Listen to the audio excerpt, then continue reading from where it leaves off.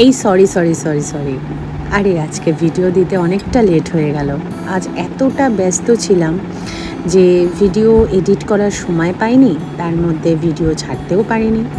তো আজকে আমি তোমাদের সাথে শেয়ার করব যে আমি চাকরির পরেও এমন কি প্রফেশনের সাথে ব্যস্ত, যেহেতু এটা আমার একটা ছোটোখাটো ব্যবসা বলতে পারো।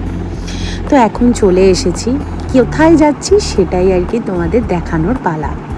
তো এসেছি আমার এক কাস্টমারের বাড়িতে, তো তার বাড়িতে পৌঁছে গেছি।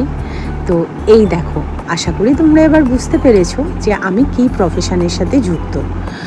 তো এখানে আমি ফেসিয়াল করাতে এসেছি, তো ফেসিয়াল আর তার সাথে আরও কিছু কাজ ছিল।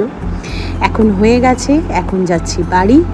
তো আজকে জানো তো গাড়ি নিয়ে আসিনি, গাড়িটা আমার আজকে 3 দিন ধরে খারাপ। তোমরা আগের ব্লগ যদি খেয়াল করে থাকো তাহলে তোমরা বুঝতে পারবে যে গাড়িটা এখনও দোকানেই আছে। তো তার জন্য আরও বেশি কষ্ট হচ্ছে।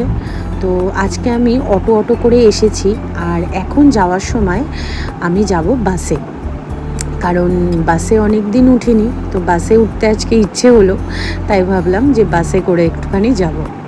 তো এখন এখান থেকে আমি বেরিয়ে যাচ্ছি। এটা আমি এসেছিলাম মধ্যম গ্রামের এদিকে, সিদ্ধা টাউন। এখানে আমার মোটামুটি ভালোই কাস্টমার আছে। তো এখানে সপ্তাহে 2-3 বার আমাকে আসতে হয়। তো বাসে উঠে পড়েছি। আজকে বাসে করে যেতে বেশ ভালো লাগছে, বাইরের দৃশ্যগুলো দেখতে দেখতে। কারণ গাড়ি চালালে তো গাড়িতেই আমাকে মানে সারাক্ষণ চনমন হয়ে থাকতে হয় না, মানে গাড়ি চালানোর সময় চারিদিকে ঠিকঠাক দেখা, ইয়ে করা। তো যাই হোক, এই ছিল আজকে আমার মিনি ব্লগ। আর এই যে এইটা দেখছো না, এই গিফটটা হচ্ছে আমার বরের অফিস থেকে এসছে।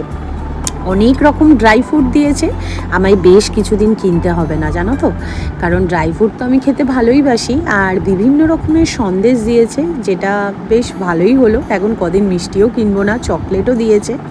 তো এই মিনি ব্লগটা ভালো লাগলে অবশ্যই আমাকে সাবস্ক্রাইব করে